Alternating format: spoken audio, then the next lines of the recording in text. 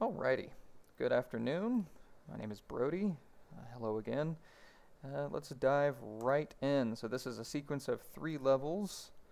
The first level is conceptual. It is just, hey, my box spawns, I push my box, messages play, different messages per area, or different messages play per entity.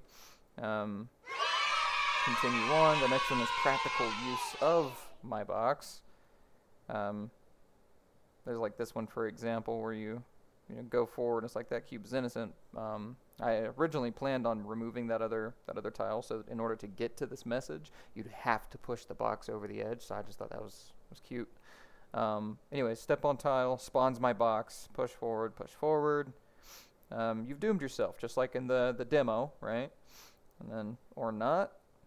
So that is how you would use my box itself. Literally, you would just spawn it.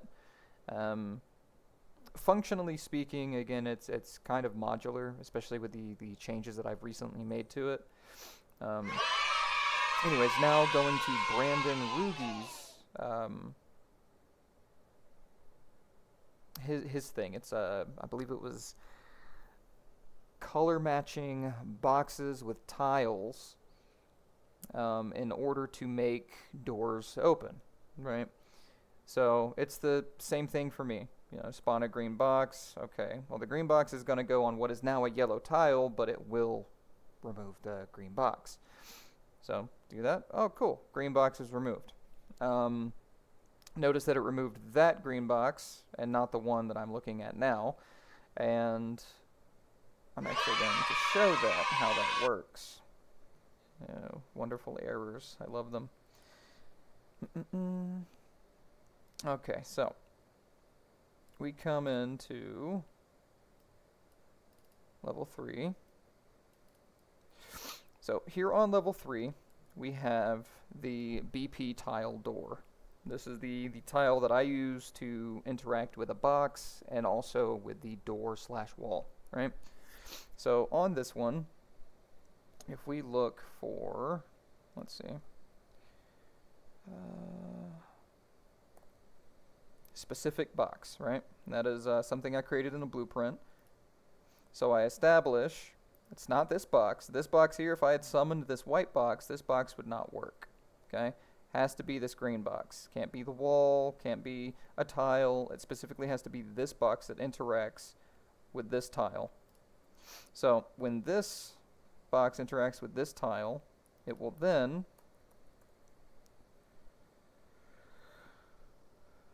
trigger, it's a wall to trigger and wall to destroy. We're going to get to the wall to trigger later, but for now, what it is this is the wall to destroy. It's not this wall, it's this wall. Okay? If I did have this wall selected, and I spawn the box, well, that is, maybe it was the other way? Let's see. If I set both of them, I might have gotten them mixed up, to be honest. It's very possible. Okay, yeah, that's what happened. So it's not wall to destroy that destroys it right now. It's wall to trigger.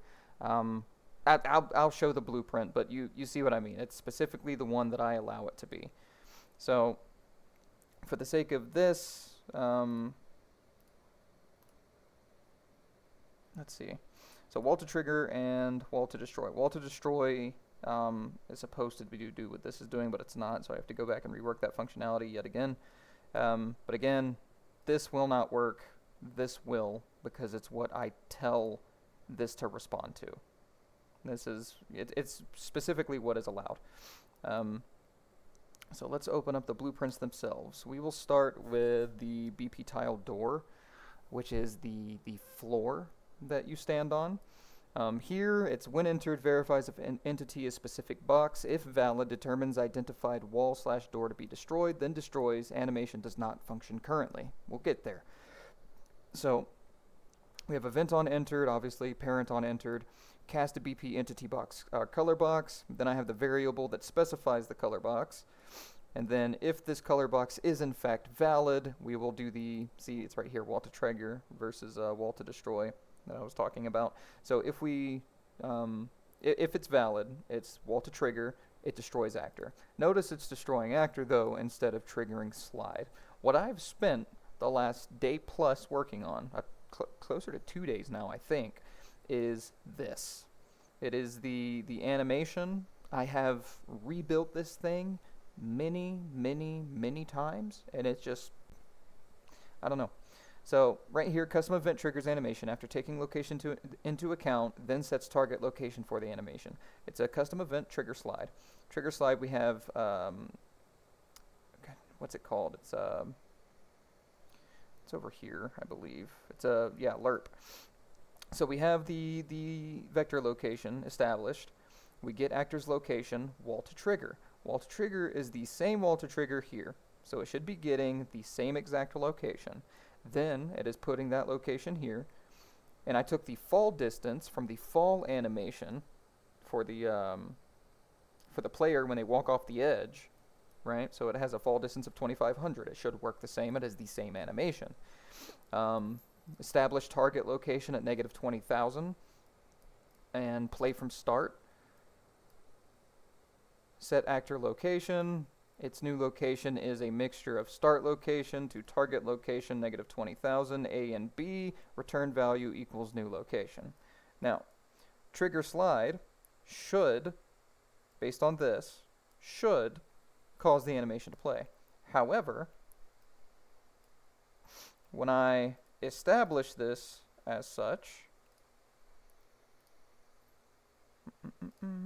I press play, nothing happens.